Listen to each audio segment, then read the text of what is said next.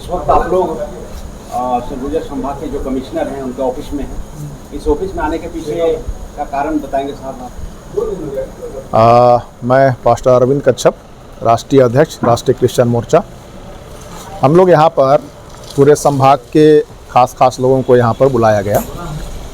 हम लोग आज यहाँ सरगुजा संभाग के कमिश्नर से हम लोग मिलने आए थे और पिछले सप्ताह यहाँ पर 2 जगह जो प्रार्थना लोग कर रहे थे वहाँ पर बजरंग दल या जो भी संबंधित संगठन के लोग रहे होंगे और पुलिस वाले जा करके वहाँ पर उन्होंने उनको FIR किया और उनको अंदर किया।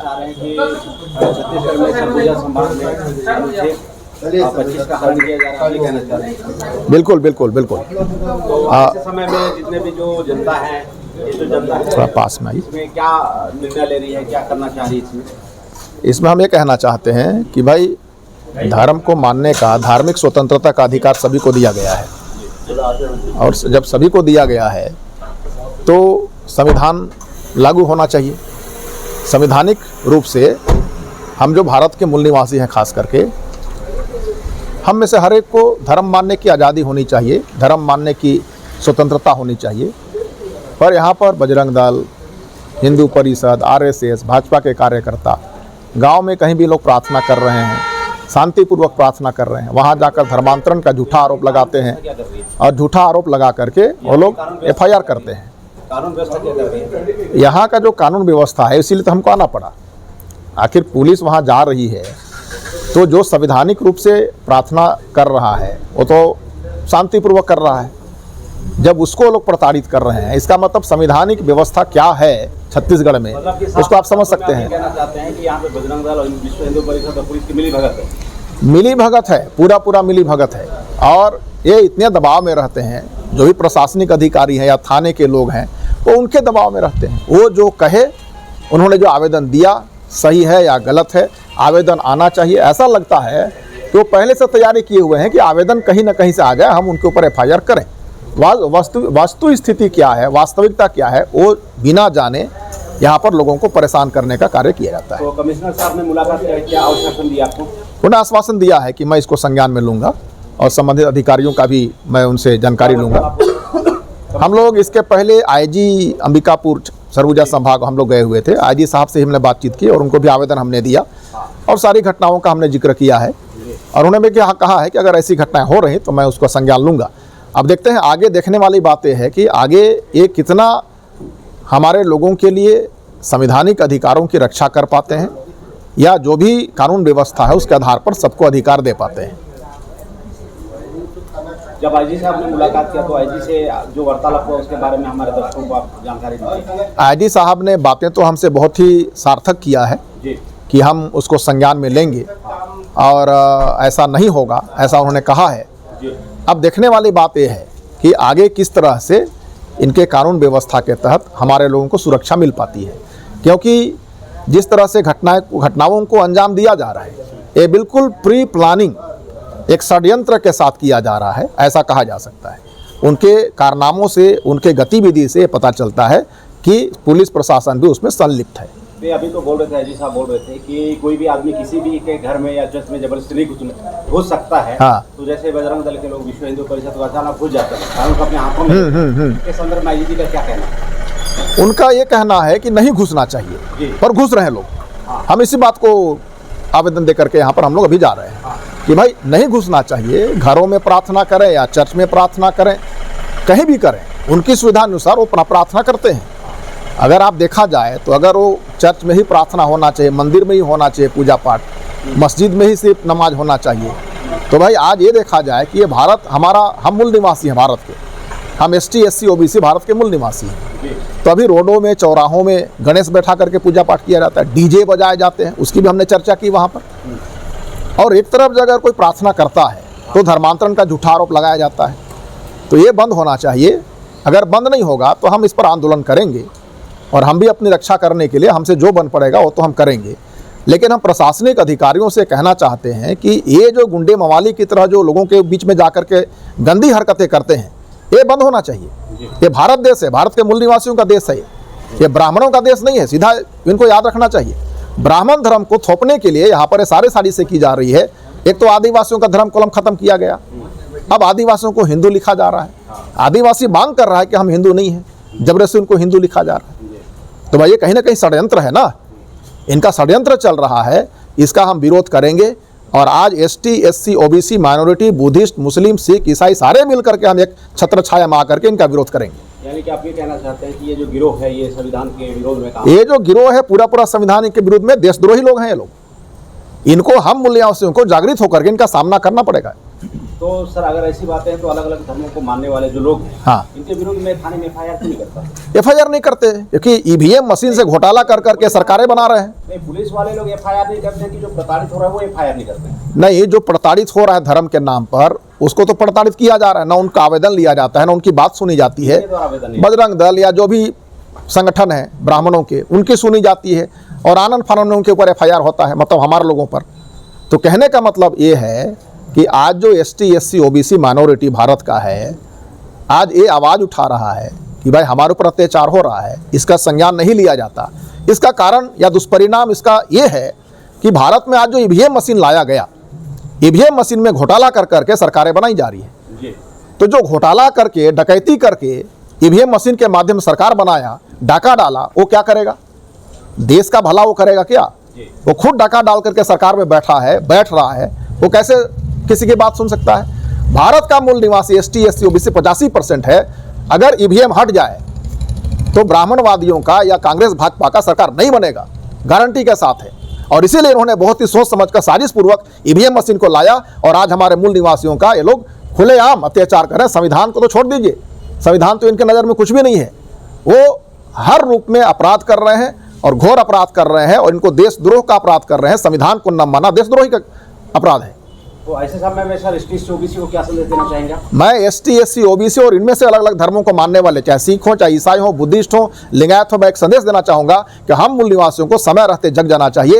ये जो धर्म के नाम पर जो देश के अंदर दंगा फैला रहे हैं, इनका जवाब हमको देना पड़ेगा, मिलकर जवाब देना पड़ेगा। ईवीएम को हटाना पड़ेगा, तब भारत के मूल निवासियों का शासन सत्ता देश में आएगा। जब तक भारत के मूल निवासियों का शासन सत्ता नहीं आएगा, भारत का मूल निवासी कभी भी चैन से नहीं रह सकता है, सुखी नहीं रह सकता। दंगाइयों के विरोध में आप लोगों का क्या एक्शन प्लान होगा?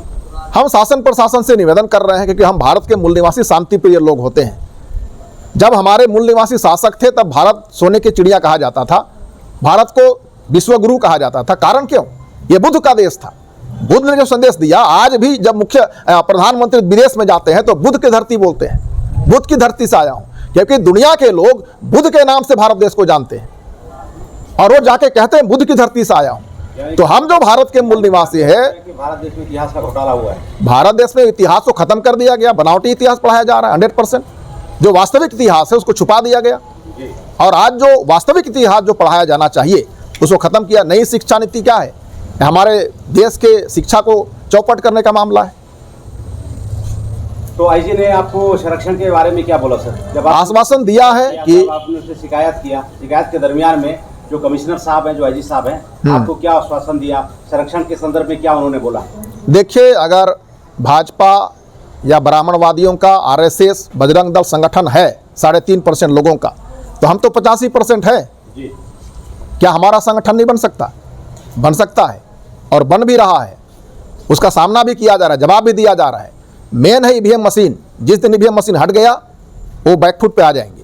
मेरा कहना ये है कि हम जो भारत के मूल निवासी हैं, हम लोगों को इकट्ठे हो जाना चाहिए। धर्म जात पात से अलग होकर हम लोगों को अपने मूल निवासियों का अधिकार को, हक को, अपने देश को बचाने के लिए काम करना चाहिए। अन्यथा यह देश हमेशा के लिए देश के मूल निवासी गुलाम हो जाएगा। तो अभी जैसे भारत मुक्ति मोर्चा के राष्ट्रीय अध्यक्ष वामन मेश्राम 2013 से बड़ी जोर शोर से पूरे भारत देश के अंदर में ईवीएम के विरोध में लड़ाई लड़ रहे हैं, इसमें क्रिश्चियन मोर्चा किस तरह का साथ सहयोग दे रहा है? अभी देखिए, चूंकि हमारे मसीहियों के ऊपर, ईसाइयों के ऊपर पूरे देश भर में बहुत ही षड्यंत्रपूर्वक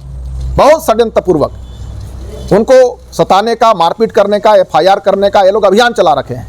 शासन सत्ता में बैठ करके उनका दूसरा कोई काम नहीं है, कोई विकास नहीं है, कोई शिक्षा नहीं है, कोई रोजगार नहीं है। सिर्फ धार्मिक रूप से धार्मिक उन्माद फैलाने का काम पूरे देश भर में कर रहे हैं। धार्मिक दंगा फैले, जैसे मणिपुर की घटना को आपने देखा 2-3 साल पहले, उसी तरह का माहौल ये देश में पैदा करना चाहते हैं ताकि देश में एसटी, एससी, ओबीसी जो भारत का मूल निवासी है, धर्म के नाम पर लड़ मरे और उनका डंका बजे। लेकिन मैं ये कहना चाहता हूं कि एसटी, एससी, ओबीसी को हम लोगों को इकट्ठे होना चाहिए मूल निवासी विचारधारा के आधार पर, ताकि हम भारत के मूल निवासी 85% या उससे भी ज़्यादा हम हैं, हमको इस देश में अपने लोगों के लिए, हक अधिकार के लिए काम करना होगा। और जो राष्ट्रीय क्रिश्चियन मोर्चा है, वामसेप और बावन मेश्राम साहब के साथ में मिल करके ये काम कर रहा है, और आज नहीं तो कल हम इन दंगाइयों का जवाब देने में सक्षम होंगे। और आज राष्ट्रीय क्रिश्चियन मोर्चा के बैनर तले हम लोग जो काम कर रहे हैं, इससे उनको आभास हो चुका है कि अब ये लोग संगठन बना करके हमारे खिलाफ में हैं। जो वर्तमान समय में राहुल गांधी के द्वारा ईवीएम वोटों की चोरी को लेकर पूरे देश भर में रोना रोया जा रहा है। हाँ, तो एक तरफ राहुल गांधी वोट चोरी कर रहा है, और दूसरी तरफ जो भारत मुक्ति मोर्चा के राष्ट्रीय अध्यक्ष हैं, उनका कहना है कि ईवीएम मशीन के माध्यम से पूरा घोटाला होता है। और राहुल गांधी के स्टेटमेंट और वामन मेश्राम के स्टेटमेंट आपस में मिल नहीं रहा सर, इसके संदर्भ में देखिए, वामन मेश्राम साहब 2009 से या 2010 से ही ईवीएम पर घोटाला होता है, उन्होंने आंदोलन किया है, और लगातार करीब 15 साल तक उनका आंदोलन लगातार चला है ईवीएम मशीन को लेकर। अब राहुल गांधी बोलते हैं कि लिस्ट गड़बड़ी है या गलत लिस्ट बना दिया गया है, ईवीएम के बारे कुछ नहीं बोलते, क्योंकि ईवीएम तो कांग्रेस का लाया हुआ है ना। ईवीएम का मुद्दा को छुपाने का काम ईवीएम तो उन्हीं का लाया हुआ है ना, 10 साल तो उन्होंने शासन किया ना ईवीएम के, छुपाने का काम कर रहे हैं, इसलिए छुपाने का काम कर रहा है। कांग्रेस और भाजपा का जनाधार अगर आप 2004 के पहले चले जाएं तो उनका जनाधार बिल्कुल गिरता हुआ चला जा रहा था। अपने जनाधार को बनाने के लिए ईवीएम के घोटाले के द्वारा जो कुछ आज जो भाजपा या कांग्रेस का सरकार दिख रहा है, वो ईवीएम की वजह से दिख रहा है, क्योंकि भारत में जो मूल निवासियों की पार्टी थी, क्षेत्रीय पार्टियां थी, उनके सहयोग के बिना केंद्र में सरकार बनता ही नहीं था। लेकिन जब इन्होंने देखा कि अब हमारा नहीं चल पाएगा, तब बहुत चालाकी से कांग्रेस को ही आगे करके या कांग्रेस की रजामंदी या सहमति से, आपसी सहमति से इन्होंने ईवीएम मशीन को लाया। उसके बाद तो प्रचंड बहुमत, जिनको बहुमत मिलता ही नहीं था, वो एनडीए यूपीए बना के भी सरकार नहीं बना पा रहे थे, उसके बाद प्रचंड बहुमत कहाँ से आया? ईवीएम मशीन में चोरी 100% होता है, धोखाधड़ी 100% होता है, और ईवीएम मशीन हटना चाहिए इस देश से। अगर ईवीएम मशीन नहीं हटा तो मूल निवासी इस देश का गुलाम हो जाएगा, बर्बाद हो जाएगा। यानी कि अलग अलग धर्मों को मानने वालों के पीछे जो प्रताड़ना हो रही है, हाँ, प्रताड़ना का डायरेक्ट कनेक्शन ईवीएम मशीन है। ईवीएम मशीन है 100%, क्योंकि शासन सत्ता में बैठ करके सारे खेल खेल रहे हैं। संविधान को बदलने की बात कर रहे हैं, संविधान को छेड़छाड़ करने की बात कर रहे हैं, संविधान को न मानने की बात कर रहे हैं, संविधान की धज्जियां उड़ाई जा रही है। इसके पीछे कहीं ना कहीं ईवीएम से द्वारा चुनी गई सरकार जिम्मेदार है, क्योंकि ईवीएम में चोरी करके सरकारें बनाई गई है। तो आपके द्वारा क्या किया जाएगा महोदय? जैसे कानून व्यवस्था की धज्जी उड़ा दिया गया, संविधान को नहीं माना जा रहा है, लॉ एंड ऑर्डर ताक पे रख के अलग अलग धर्मों को मानने वालों को प्रताड़ित किया जा रहा है, वोट चोरी किया जा रहा है, और जनता को मिसगाइड करने के लिए जहाँ पे ईवीएम का मुद्दा उठना चाहिए वहाँ पे वोट चोरी का मुद्दा उठाया जा रहा है। तो ऐसे दरमियान में मैं राष्ट्रीय क्रिश्चियन मोर्चा और भारत मुक्ति मोर्चा के लोग कैसे लड़ाई लड़ेंगे, इस संदर्भ में आपसे जानना चाहूँगा। देखिए, वामन मेश्राम की अगुवाई में ईवीएम मशीन को हटाने के लिए पूरा आंदोलन किया जा रहा है जी, और संगठन अभी और अधिक ताकतवर होता हुआ दिख रहा है जी। अब जो मुद्दा वाम से भारत मुक्ति मोर्चा के लोग उठाते हैं, वही मुद्दा राहुल गांधी उठा रहे हैं। इतना दिन कहाँ थे? तो कहने का मतलब हमारा संगठन मजबूत हो रहा है, और आज नहीं तो कल हम ईवीएम को, क्योंकि ईवीएम भी विदेशी है, ईवीएम विदेशी है, और विदेशियों का नीति है फूट डालो और शासन करो, जो भारत में हो रहा है। तो हम भारत के मूल निवासियों को 85% जो भारत के मूल निवासी हैं, डीएनए के भाई हैं, हमको इकट्ठा होना पड़ेगा, और हमको इस ईवीएम मशीन नामक जो बीमारी है, इसको इस देश से हटाना पड़ेगा। ये भी विदेशी है, इस विदेशी ईवीएम को हटाना पड़ेगा, और स्वदेशी बैलेट पेपर से चुनाव कराना पड़ेगा, तब जाकर सही चुनाव होगा और भारत का मूल निवासी सही रूप में भारत का शासक हो सकता है। जो विरोधी लोग हैं, जो विरोध करता है, कानून को अपने हाथ में लेता है, तो ऐसे दरमियान में जो आम नागरिक लोग हैं, जो अलग अलग धर्मों को मानने वाले लोग हैं, आप लोग हैं, तो क्या करने कदम उठाने वाले हैं? देखिए, हम राष्ट्रीय क्रिश्चियन मोर्चा वामसेप का भारत मुक्ति मोर्चा का एक विंग है, वो अलग से राष्ट्रीय क्रिश्चियन मोर्चा नहीं है। तो हम एसटी, एससी, ओबीसी और माइनॉरिटी, जिसमें मुस्लिम मोर्चा भी है, सिख मोर्चा भी है, ओबीसी भी है, आदिवासी भी है, जो हम मूल निवासी विचारधारा को समझ रहे हैं, वो हम सभी इकट्ठे हो रहे हैं, और हम एक आवाज़ बनकर, ताकत बनकर शासन सत्ता के सामने, आज विपक्ष अगर है तो भारत मुक्ति मोर्चा है भारत में, कांग्रेस नहीं है। भारत मुक्ति मोर्चा ही भारत में विपक्ष का रोल अदा कर रहा है, और ऐसा दिन आएगा कि हम विपक्ष नहीं पक्ष में भी होंगे और सही न्याय करेंगे भारत में। तो अभी जैसे आईजी ने बोल रहा था कि जैसे पुलिस थाना के लोग एक तरफा कार्रवाई कर देते, इस बात की जानकारी मुझे नहीं थी, हाँ, ऐसा बोल रहे हैं। हाँ, तो आप ये कहना चाहेंगे कि जो पुलिस प्रशासन के संरक्षण में ही बजरंग दल के लोग, विश्व हिंदू परिषद के लोग प्रताड़ना और हुड़दंगाई करने का काम कर रहे हैं? अगर पुलिस प्रशासन चाह लेगी तो गुंडे मवाली कहीं भी नहीं दिखेंगे, लेकिन पुलिस प्रशासन अगर सहयोग करेगी तो गुंडे मवाली नाचते फिरेंगे हर जगह, और यही हो रहा है। अगर पुलिस प्रशासन अगर गुंडे मवालियों को संरक्षण नहीं देती तो इनकी औकात नहीं थी कि वो हर जगह नाच नाचे, क्योंकि पुलिस प्रशासन वो ताकत है जो हर जगह स्थिति को सुधार सकती है। लेकिन पुलिस प्रशासन में बैठे हुए लोग या शासन सत्ता में बैठे हुए लोगों की मानसिकता ही ऐसी है कि यहाँ के मूल निवासियों को कमजोर किया जाए, इनको अधिकार वंचित किया जाए, और इसीलिए वो तरह तरह के एजेंडे प्रोपेगेंडा कर रहे हैं ताकि मूल निवासियों को दबाया जा सके। तो ऐसे में जैसे आपने आज जो शिकायत किया, कमिश्नर को शिकायत किया, आपने आईजी के पास में आके शिकायत किया, तो आने वाले समय पे ये जो मुहिम है पूरे देशव्यापी होने वाला है या फिर ये सिर्फ छत्तीसगढ़ के में आप लोग ऐसा आंदोलन? ये पूरा देशव्यापी होगा। अभी जो 10 राज्यों में धर्मांतरण विधेयक लागू करके मूल निवासियों को धर्म के नाम पे प्रताड़ित करने का जो कार्यक्रम इनका चल रहा है, हम लोग पूरे राज्यों में हम लोग ये आंदोलन छेड़ने वाले हैं कि ये धर्मांतरण विधेयक वापस करो, वापस लो, रद्द करो, क्योंकि ये मूल जो प्रस्तावना जो मूल है संविधान का, उसके खिलाफ में है। इसीलिए हम लोग आंदोलन करेंगे, हर एक राज्य में करेंगे, पूरे देश भर में करेंगे, और ये आंदोलन अनवरत चलता रहेगा। और हम लोग आने वाले दिनों में संविधान के दायरे में ही रहकर हम अपनी व्यवस्था को ठीक करेंगे और अपने हक अधिकार को सुरक्षित भी कर लेंगे। इस वक्त आप देख रहे थे साथियों, राष्ट्रीय क्रिश्चियन मोर्चा के राष्ट्रीय अध्यक्ष माननीय अरविंद कश्यप साहब को, और ये जो लेटेस्ट खबर है कमिश्नर ऑफिस से लिया जा रहा है। कमिश्नर ऑफिस से सरगुजा संभाग में राष्ट्रीय क्रिश्चियन मोर्चा के डेलीगेट्स आए हुए थे, बहुजन मुक्ति पार्टी के डेलीगेट साथी आए हुए थे, और भारत मुक्ति मोर्चा के डेलीगेट साथी आए थे। और यहाँ पे आईजी, पुलिस आईजी से इन्होंने मुलाकात किया, और उस संदर्भ में हमने ये जो कॉन्टेंट है ये हमने आप लोगों के बीच में लाने का प्रयास किया, और आप इस इंटरव्यू में छोटी बाइट में आपने काफ़ी सारी बातों को सुना। आप सभी साथियों का बहुत बहुत धन्यवाद। बहुत बहुत धन्यवाद। जय मसीह की, जय मूल निवासी।